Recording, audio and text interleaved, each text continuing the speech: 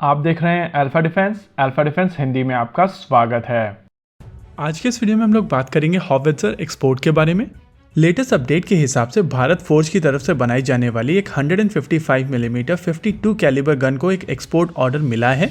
Basically official sources की तरफ से ये नहीं बताया जा रहा है कि कितनी गन्स बेची जा रही हैं, यहाँ तक कि ये भी नहीं बताया जा रहा है कि किस कंट्री को ये गन बेची जा रही हैं। लेकिन जो चीज़ें पब्लिक डोमेन में आई हैं वो है टोटल डील की लागत और इस डील को एग्जीक्यूट करने की टाइमलाइन। बेसिकली इस डील को एग्जीक्यूट किया जाएगा कल्याणी स्ट्रेटेजिक सिस्टम लिमिटेड द्वारा और इस पूरी डील को एग्जीक्यूट करने के लिए उनको 3 साल तक का समय मिलेगा। डील की टोटल लागत है 155.50 मिलियन।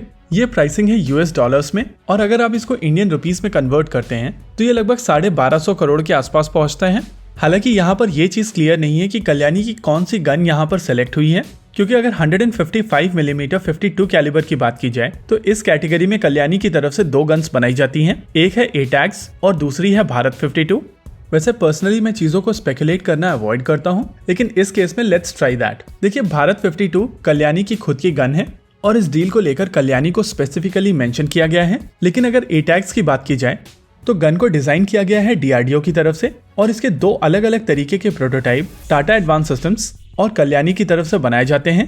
और ये चीज क्लियर नहीं है कि डीआरडीओ की डिजाइन के आईपीआर क्या कल्याणी और टाटा के पास में है या नहीं। ऐसे में केवल कल्याणी की तरफ से ये डील होना ये सजेस्ट करती है कि ये डील भारत 52 की है, ना कि एटैक्स की। बट अगेन यहाँ पर हम लोग ये चीज स्पेकुलेट कर रहे हैं अलग अलग डॉट्स को कनेक्ट करके, और इस चीज के पूरे चांसेस हैं कि हमारी स्पेकुलेशन गलत हो। वहीं पर अगर कस्टमर देश की बात की जाए तो उसको भी यहाँ पर स्पेसिफाई नहीं किया गया है और बहुत लोगों की तरफ से अज्यूम किया जा रहा था कि ये देश आर्मीनिया होगा। लेकिन मिनिस्ट्री ऑफ डिफेंस के जिस सोर्स ने ये इन्फॉर्मेशन ब्रेक की थी उनकी तरफ से ये चीज क्लियर कर दी गई है कि ये परचेज एक ऐसी कंट्री की तरफ से की जा रही है जो कॉन्फ्लिक्ट में नहीं है। यानी कि कहीं ना कहीं ये चीज क्लियर हो गई है कि जिस कंट्री की तरफ से ये परचेज की गई है वो आर्मीनिया नहीं है।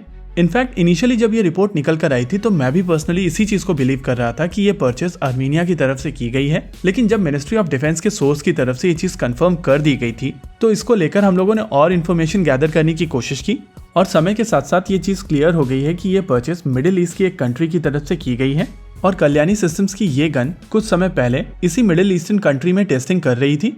वैसे ऑफिशियली इस देश का नाम लिया नहीं गया है, इस वजह से हम लोग इस देश का नाम लेना अवॉइड कर रहे हैं। लेकिन अगर आप चीज़ों को थोड़ा ध्यान से स्टडी करेंगे तो आपको ये चीज़ पता चल जाएगी।